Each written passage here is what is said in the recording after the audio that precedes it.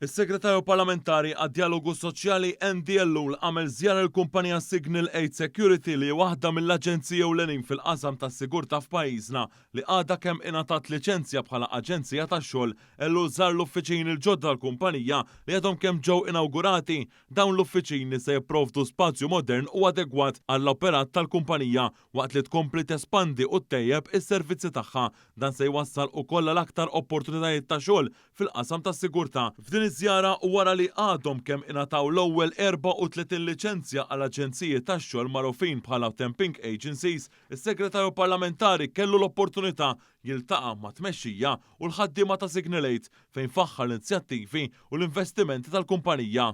Wara ħafna ħidma bħala gvern biex nirregolaw is-suq tat temping agencies dan huwa propju li jagħtina sodisfazzjoni li tara kumpaniji bħal Signal 8 Security Services Malta Limited jagħmlu investiment qawwi mhux biss fl-operat tagħhom biex isiru aktar professjonali imma biex ikomplu jsaħħu l-ħiliet tal-ħaddiema tagħhom u joffru lil ħaddiema kundizzjonijiet u pagi aħjar.